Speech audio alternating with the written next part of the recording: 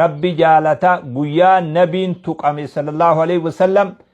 durri nama miidiyaa kanarra booyee gaggabe Kadiiri duuba tokkoon keenyalleen akkas hin taane gaafasan namni way ani cab'e je'ee na haa cabsu je'e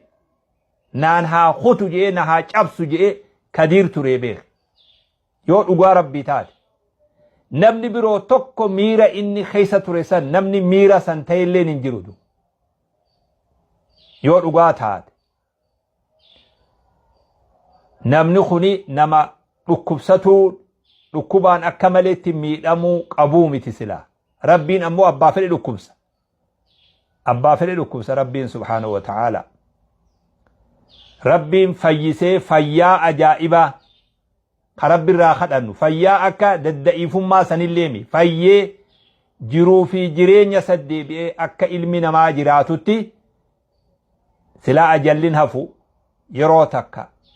akka rabbi subhaanahu wa ta'ala isa fayyisu jiruu bareedduu akka jiraatu rabbiirraa hawwaaf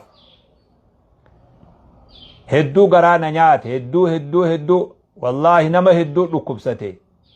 nama hedduu na dhagayamirraa yoo je'an Kadiir martuu kanadu waan sii godhun qabu Kadiir rabbi fayyaa isaatiin si haadha qabu siin jaaduuba rabbiin fayyaa waa hundaa harka jirtu sun rabbi fayyaan si haadha qabu duuba rabbi si haa fayyisu duuba fayyaa isa biraa taate yaa rabbi ka fayyaa qabu si rabbi fayyaan si haadha qabu fayyaa guddoo rabbi irraa si kadhadhaa dhaamsa kiyya kanaa fi du'aayitii tanallee Kadiir biraan naagaha